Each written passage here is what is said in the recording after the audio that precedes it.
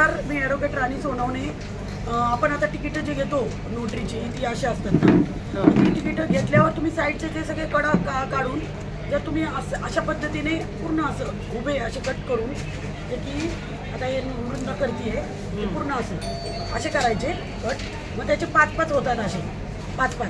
आपल्याला 5-5 तिकीट आपल्याला प्रत्येक डॉक्युमेंटला प्रत्येक ज्या डॉक्युमेंटला आपण नंबर देतो बिफोर मी गोल्ड शिक्का आणि सिरियल नंबर नोटेड आणि सिरियल नंबर टाकतो त्याला आपण 5 रुपयाची म्हणजे 25 रुपयाची तिकीटं लावतो. 5ची 5 असे प्रत्येक डॉक्युमेंटला म्हणजे कोणतंही डॉक्युमेंट असलं तर 25 रुपयाची तिकीटं लावायचीच आहेत. तर ही आपण ट्रेजरीमधून घेतो ही तिकीटं.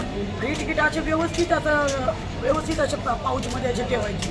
म्हणजे मग तुम्हाला नंतर असे खूप सारे डॉक्युमेंट आले की डायरेक्ट तुम्ही हे काढून हे करू शकता. तर ते मी अगोदर असं 5-5चं करायचो, पण आता ही चांगली आयडिया आहे की या पद्धतीने पण तुम्ही करू शकता. तर त्यासाठी बघा हे माझं आहे हे मी तिकीटं अशी त्यासाठी एक वेगळं हे केलं आहे बॉक्स केला आणि त्याच्यामध्ये तिकीटं ठेवायची. 18 एका ह्याच्यात 18 तिकीट असतात. एका ह्याच्यात 18 तिकीटं असतात. 18 म्हणजे 18-5 किती 18-5 किती होतात.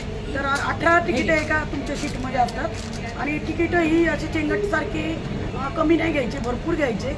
असं पॉझिटिव्ह राहायचं की आपल्याला भरपूर काम येणार आहे आणि भरपूर तिकीटं तुम्ही घेतली म्हणल्यावर तुम्हाला भरपूर डॉक्युमेंट पण येणार आहे. आणि असं छान प्रेमाने असं पाकिट पण बनवायचं, त्याच्यामध्ये ती तिकीटं व्यवस्थित ठेवायची. ती तिकीटं व्यवस्थित तुम्ही ठेवल्यावर मग तुमच्याकडे भरपूर डॉक्युमेंट नोटरीसाठी येणार आहे. तुम्ही जेवढं व्यवस्थितपणा तुमच्या ठेवण्यामध्ये असणार आहे तेवढं तुमचं काम जास्त असणार आहे. आता माझा हा जो पाऊच आहे हा माझा सगळ्या शिक्क्यांसाठी आहे. हे माझा रजिस्टर आहे. ओके, हे रजिस्टर आहे माझं. आणि हे अनुराधाचं आहे. अनुराधाने तिकीटं याच्यात ठेवलेली आहे. आता वृंदा पण लवकरच घेईल. आता हे 5-5 रुपयाची सगळी आली आणि बाकीचे जे आहेत ती अशी 3-3 उडतात.